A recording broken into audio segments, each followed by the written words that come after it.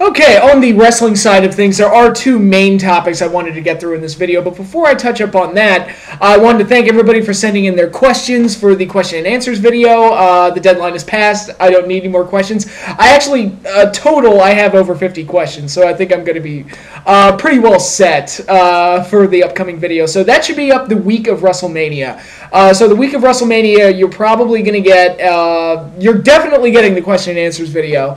You're going to get a preview for WrestleMania 31, and I'm sure I'm going to talk some NXT in the WrestleMania preview because the Finn Balor, Kevin Owens NXT title match is happening that same week. So I'm definitely going to want to talk about that. So those two videos are going to come out. So with those particular topics covered. So once again, thank you everybody for the question and answer, for the question and answers video. I hope you all like my answers, and I looked over some of the questions and they seem pretty good. And I'm going to have a lot to talk about. Although this time I promise there will not be an hour-long rant about The Walking Dead. That will not happen this time. So you don't have to worry about that. But let's get into some of the wrestling stuff that I wanted to talk about. First of all, TNA actually put on a good show this week. You know, since they've been on Destination America, I'm not going to say the shows have been terrible, but they've just been severely lacking in terms, like, in booking and in intrigue and in everything. It's just kind of like a series of random events that take place, and that's basically the show, and I instantly forget about most of the stuff that happens anyway. The shows start to run together after a while. They all look the same, and I've just been bored out of my skull. This week's show was different, and they managed to actually put on a good show with two big grudge matches with several weeks of build-up. Another match that had a decent amount of build-up at least. So this almost felt like a mini pay-per-view, the way it came off. And they set up some good things for the future, so maybe TNA might improve. Who knows? I've even heard at the Impact tapings, they announced that they're going to do an all-knockout special featuring, it's going to be entirely knockouts for the whole 2 hours, which, that's interesting. I mean, that's something different. And obviously it's a response to the whole Give Divas a Chance thing. You know, that's TNA responding to the WWE trying to make WWE look bad by doing this. But hey, if it's something different, it's something interesting, it's a way to highlight one of their big divisions that really sets them apart. So I don't have a problem with it. I don't know how the show will turn out, but we'll have to see. But you know, people have been clamoring for them to focus more on the X Division. They've put on X Division shows that have been kind of lukewarm and, you know, not awful, but just kind of, you know, it was a thing that happened. But so I think an all-knockout special doesn't guarantee success or failure. The idea is nice. It's all just a matter of execution. But this week's show was actually pretty solid for the most part. The Magnus and Bram feud is it's very basic and it's okay, I guess. I guess it's nice to have Mickey back, if nothing else. But the way they handled it on this week's show was better than I would have expected. Wasn't great, but it ended. The match they had ended in a DQ, which leaves the door open for a bigger match down the road, possibly a gimmick match of some kind. So overall, that was fine. The Brooke and Robbie E stuff was kind of silly, but whatever. I'm trying to think, what else did they do in the middle? Because really, you know, okay. The Beatdown Clan with MVP, I'm sorry, I just don't like MVP. I've never seen... He was one of those internet favorites about 10 years ago. I can't believe it's been that long, but... Or even... When did he show up? 06? So, okay, so like 8 or 9 years ago. He's one of those guys that was an internet favorite, and the net just loved him and thought that he was going to be a big star for the WWE. And I looked at him and I was just like, I don't see it at all. I really don't. I don't like the way he works. I'm not sold on the character. There's just nothing about him that really jumps out to me. And in TNA, it's not much different. He's just a guy that's there, and they try to make us think he's a big star, but he's just, I don't know. I just don't see it in him. I just don't. And now he's feuding the Beatdown Clan, which, by the way, it's really weird seeing Samoa Joe still on the show, even though he's left the company. That's really bizarre. That's part of the problem with taping so many shows ahead. But Yeah, they're doing this whole feud with Drew Galloway. That's Drew McIntyre from 3MB fame, I guess we'll say. I'm just not feeling that feud at all whatsoever, and a large part of it is because of MVP. But I will say, at least he keeps MVP out of the title picture, because I honestly thought he was going to win the title, and I'm like, they can't be serious. I mean, they cannot be fucking serious. I'll take Lashley over MVP any day of the week. Lashley, they've at least gotten him to a point where he's an acceptable option, and he's like a believable kind of wrestling machine type, so at least beating him will seem like a major accomplishment. So it's like, all right, Lashley's okay for what he is.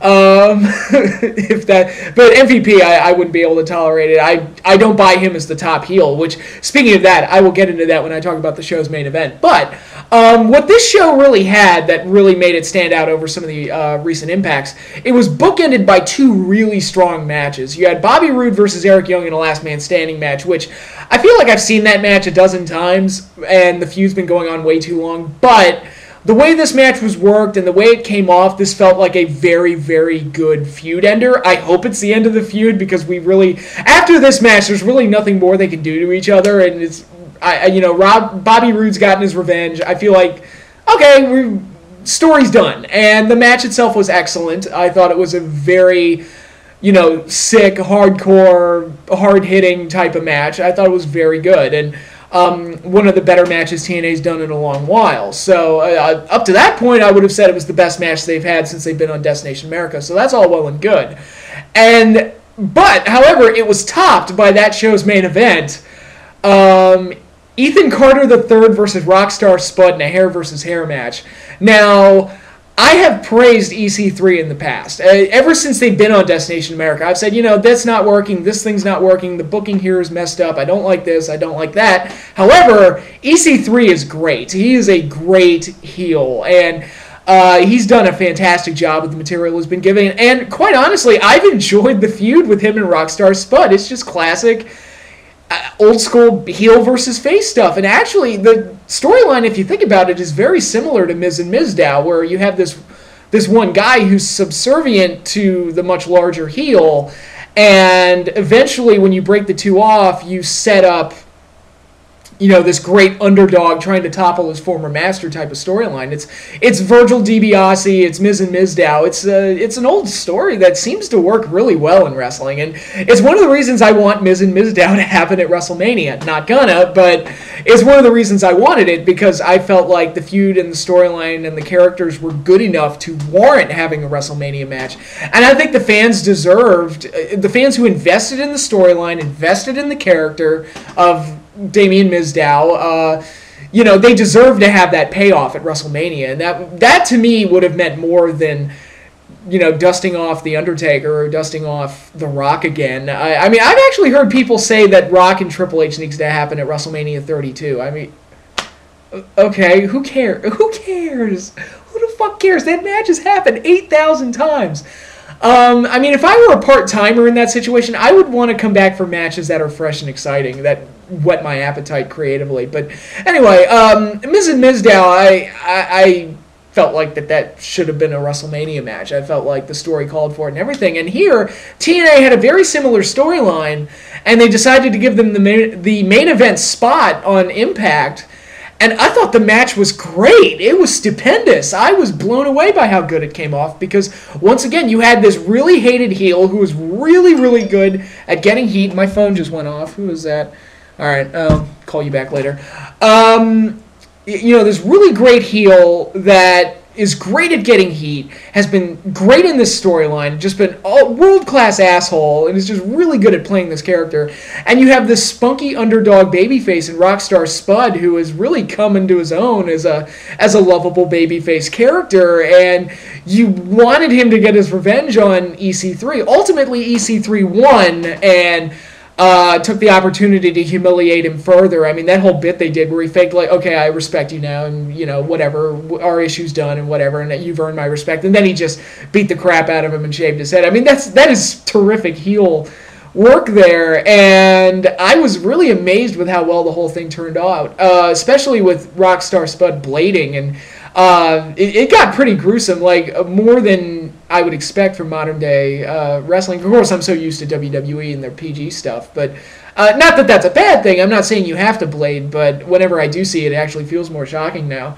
But in any case, I thought the match came off amazingly well, and both of them, Rockstar Spud and EC3, came off even better as characters by the time it was done, because EC3 got the win and got more heat out of it, and you just felt so bad for Rockstar Spud after it was over, and the crowd was fully invested in it and everything, and it was just a great match. I was really amazed by how good it was, and by the end of the show, I was like, oh my god, TNA actually put on a pretty solid show. And really, you could say it was pretty much just the two matches and maybe the Magnus Bram thing. But, you know, I mean, that's certainly 10 times better than what they usually do.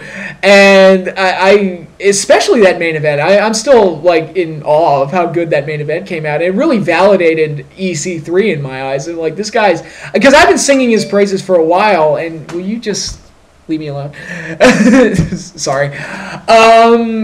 I've been singing his praises for a long while now, and I feel kind of validated. It's like, yeah, that's what you do when you build up someone's heat, and you can get matches like that. And now I would like to see him get pushed up to the main event level. I think he's a good character. TNA hasn't fucked him up too bad because, you know, you look back in TNA's history and some of the chances they had to make stars like Monty Brown, like the Pope D'Angelo Dinero, like... Desmond Wolfe, like, that's Nigel McGuinness, by the way, in case you don't remember.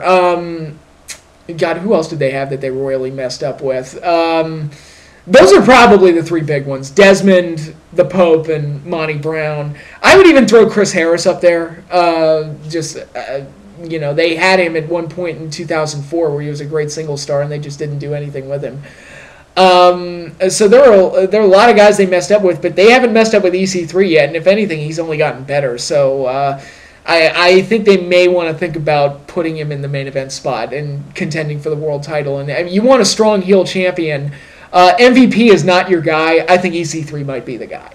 I think he might be the way to go. But in any case, I just wanted to praise TNA. They put on a good show this week, which is a rarity for them. So I do want to bring attention to it, because whenever I do see something good, I do want to comment on it and do want to bring attention to it. And especially that Rude and Eric Young last man standing match and that main event of EC3 versus Rockstar Spud. I thought both matches were great. So kudos to that. And the other thing I wanted to talk about was the New Japan Cup. I spent a good chunk of yesterday and watching the first two rounds of the tournament, and I just got done watching the show that had the quarterfinals and the finals on it. I skipped all the tag matches in nights 1 and 2 because I felt like I was just going to be seeing the same things over and over again. And after the new beginning shows, I feel like I kind of got my fill of 6- and 8-man tag matches. So I was kind of like, I can skip those. And I just watched the tournament matches. And then I watched the full show for night 3. So overall, I thought the tournament turned out really well. I thought it was a lot of fun to watch, and I enjoyed it. And there were a couple surprises along the way, and it had a satisfying conclusion by the end of it. Overall, looking at the tournament round by round, round 1 had some really good matches. I thought Hanma versus... Oh my god, will you shut up? Sorry. All right, now we're done. Anyway, I thought round 1 had some really good matches. Hanma versus Makabe I thought was a really fun, really good match. And I'm going to talk more about Hanma when I talk about night 3. But I thought that match was really good. I thought Okada and Bad Luck Fale had a really good match. I thought Naito and Carl Anderson had a really good match, even though it got a little bit into that John Cena finisher festy type of thing where Naito was kicking out of everything that Carl Anderson hit. And I'm like, it got a little ridiculous, but at the same time, it was a very, very good match all around. So you got some good matches out of it. The biggest shock from round 1 that really just made my jaw drop. Both Okada and Tanahashi were eliminated in the first round, and I thought, what? Seriously? And Tanahashi especially, he got beat by Yano in like 2 minutes.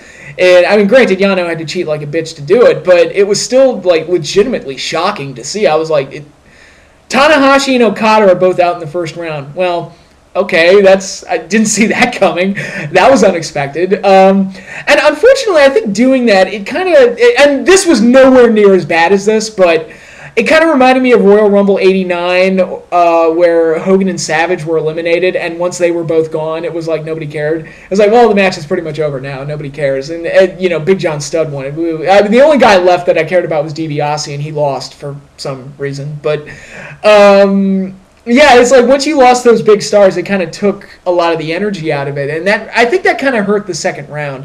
Another example, although again nowhere near as bad, King of the Ring 95. You have a tournament with The Undertaker and Shawn Michaels in it, and you give it to Mabel, and you eliminate both Taker and Michaels in the first round. Okay.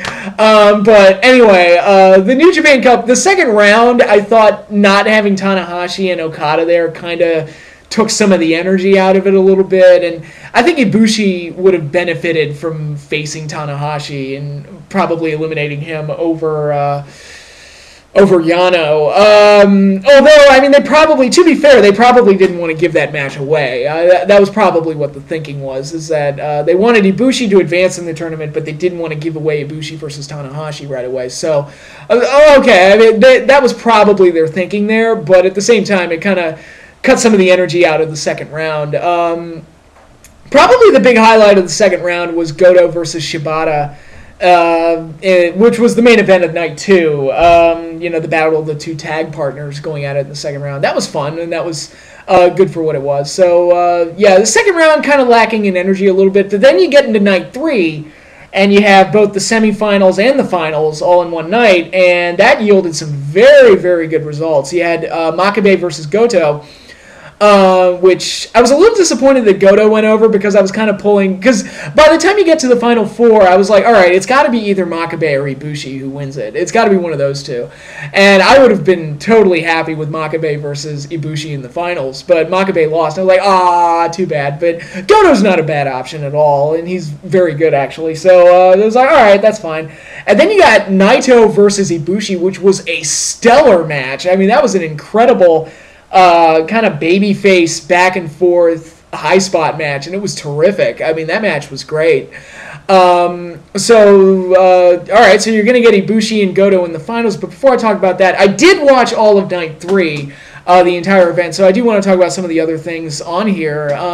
The tag matches on this show seem to have a little bit more spark to them than some of the ones I saw at the New Beginning show, or the way some of the ones looked in some of the other New Japan Cup cards. So I was like, all right, these look a little bit more interesting, so let me check these out. This is the first time I've seen Cody Hall wrestle. He tagged with Tama Tonga, and they went up against Hanma and Shibata, which was a really fun tag match. I think Hanma is this great comedy character. I think he's this really funny goofball type that has this lovable kind of rah-rah babyface thing going for him, and he's really likable. I really like him, and he's one of those things that I look at, and I could probably make this the topic of an entire video, but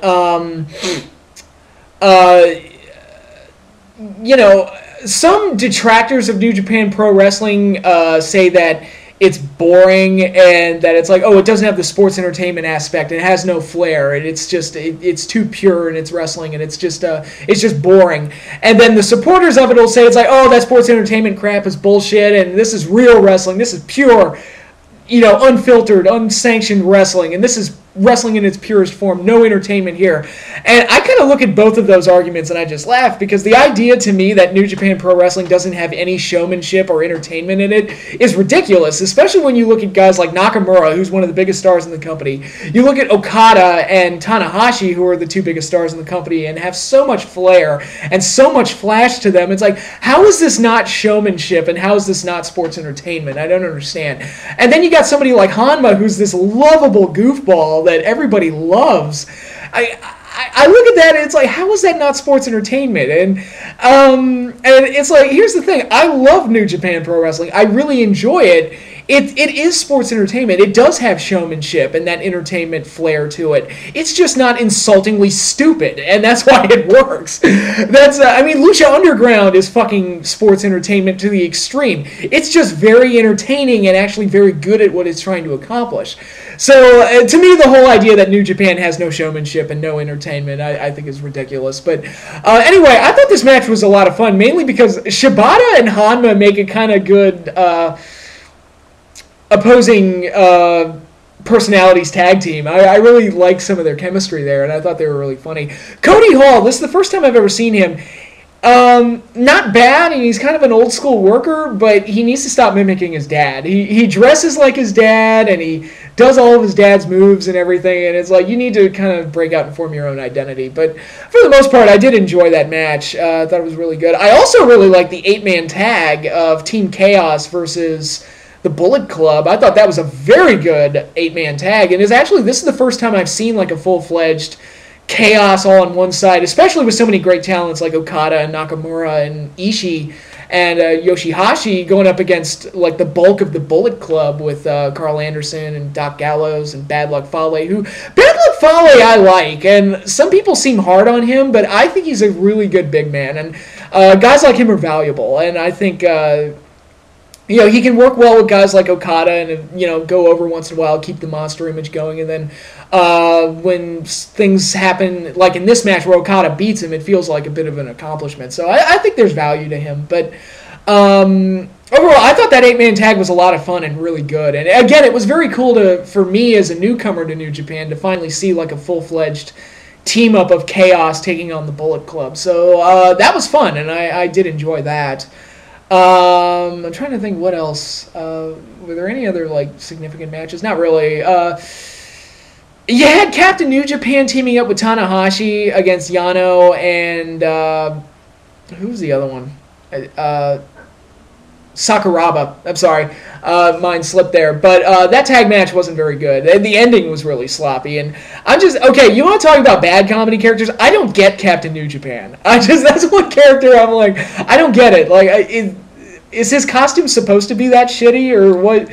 What's the joke there? Maybe that's a language barrier being an issue. I don't know, but I don't see the comedic value in him. But that match wasn't very good. Yano got another win over Tanahashi, so obviously that's turning into a bit of a storyline there, which is fine. I just don't think the matches have been very good so far. But in any case, then you got the main event, which was the finals of the New Japan Cup, the first New Japan tournament that I've watched from start to finish.